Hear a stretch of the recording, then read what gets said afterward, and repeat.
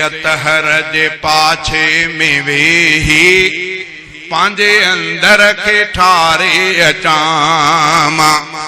चेहरो मदनीअ जे घर दे करे मां वेही सिक सां सलातूं पढ़ां मां रोज़े अतहर जे पाछे में वेही पांजे अंदर के ठारे अचां मां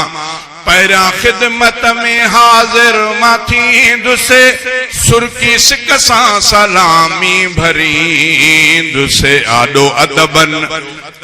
अदबन सां पढ़ंदुसि सलातूं आडो अदबन सां पढ़ंदुसि सलातूं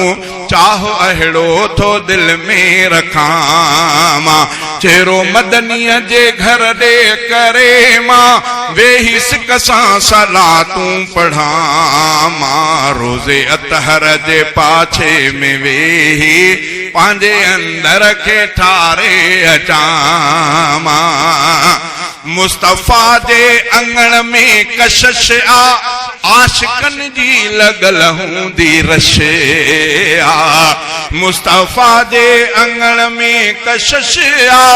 आशिकन जी लगल हूंदी रश आ दिल थी चाहे अंगण उन में वेही दिल थी चाहे अंगण उन में वेही ना तू निर्मल नबी जूं लिखां मां दिल थी चाहे अंगण उन में वेही ना तू निर्मल नबी जूं पढ़ां मां मुझे साईं जो घर आहे प्यारो मुझे साईं जो दर आहे प्यारो मुझे साईं जो घर आहे प्यारो मुझे साईं जो दर आहे प्यारो वेही महबूब जे घर दे ॾिसंद में शाल हसरत ही पूरी कयां मां जाते ज़मज़म जा कूलर भरियल हिने नार मलुके थधा पुर थियल अजीब किस्म जो थधो पानी दिल घुरे त तुझो थधो पानी पीअण सां अंदर ठरी पए उहो वरी हुजे बि ज़मज़म पर मतां भौ करे तयार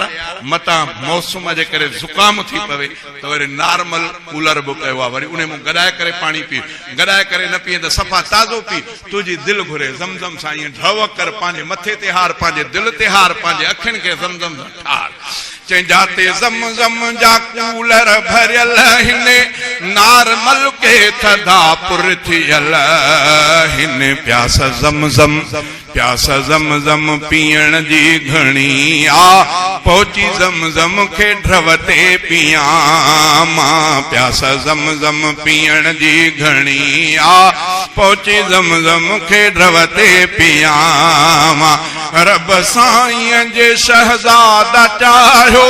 मोकियो अल्लाह अहिड़ो जे ठाहियो पोइ लाज़िम मज़ा सारा वठंद में पंहिंजे दिल जी थो चाहत ॾसां मां।